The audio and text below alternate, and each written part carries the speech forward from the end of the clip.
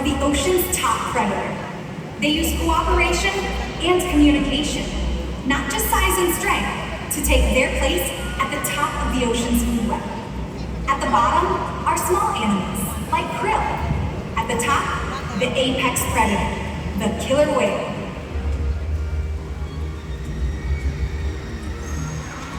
Killer whales are as big as a bus, faster than an Olympic swimmer. It's much the same with our whales. Throughout today's experience, you'll see the whales moving together in unison. These synchronized behaviors strengthen their social bonds and allow them to problem solve as a group. This is just another reason why they are known as the ocean's top predator. Their scientific name is Orcinus orca, and their common name, killer whale. And the four whales in our care have their own individual names: Cayucin, Tuar, and joining us here up front are Sakari and Takara. Sakari is the youngest whale at 16 years old, and Takara is the oldest at 34 years old. Killer whales live in a matriarchal society with one female in charge, and for this killer whale pod, that's Takara, which means she's the leader. These whales trust us, and they take an active role in their own health and well-being. Through the use of positive reinforcement training techniques, we're able to teach the whales husbandry or healthcare behaviors. Trainers Laura and Jacob are joining us at the slide house to help demonstrate just a few of these behaviors. One of the first behaviors we teach the whales is called a fluke present, in which the whales present their tail flukes to the trainers, just like Sakari is demonstrating right now. Not only does the fluke present allow us to observe the whale's entire body, but it also allows us access to the easy-to-see shallow veins that run along the underside of their tail flukes. Our veterinarians can collect a blood sample from these veins at least once a month.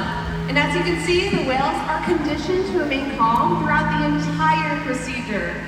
Throughout today's presentation, you may notice the trainers giving the whales tail massages, back rubs, or even splashing them gently with water.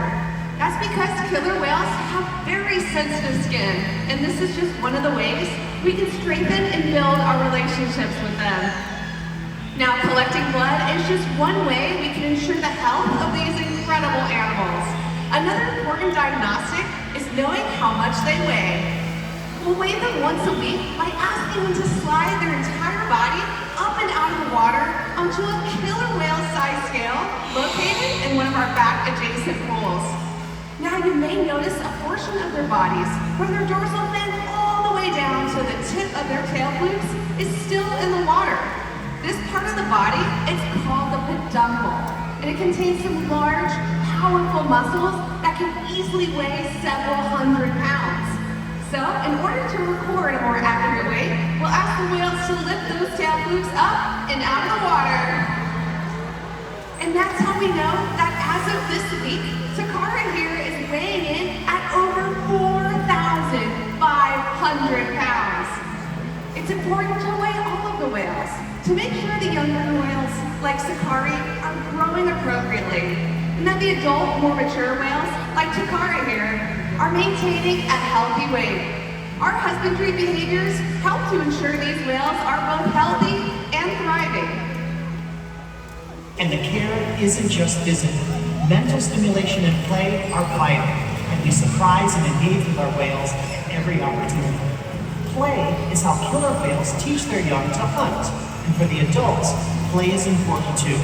It seems that they just enjoy having fun.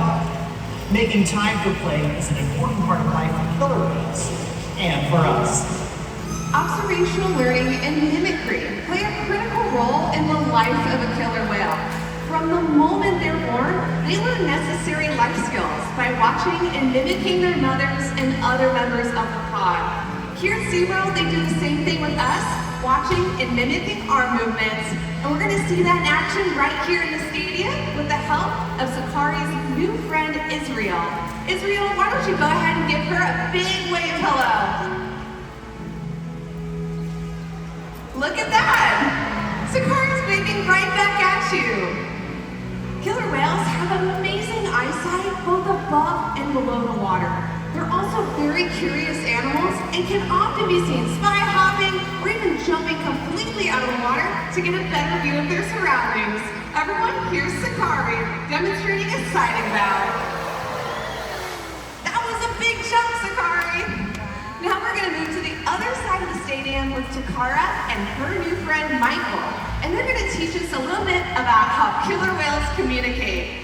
Killer whales can communicate in a variety of ways, and the use of vocalizations is just one of them. Michael? There you go, that was beautiful! Did you know scientists believe when a killer whale leaps out of the water, it may be a way of communicating to make their presence known. You see, sound waves travel about 4.5 times faster through water than they do through air. So when a killer whale leaps out of the water and comes crashing back down, that's called a breach. And that sound can be heard from miles around.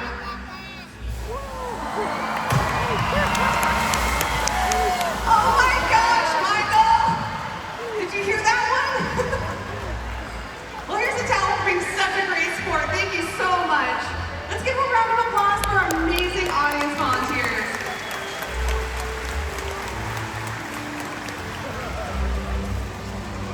As you've just seen, killer whales can communicate by leaping out of the water and making a huge splash. Seaworld's research and observation of the whales in our care has shed light on many mysteries about these incredible animals. For example, we now know the gestation period for a pregnant killer whale is 17 months. That's information that's impossible to obtain out in the wild. However, some information can only be gained through field observation. And that's why, for the past 60 years, Seaworld has worked with our conservation partners from around the world to help further our knowledge.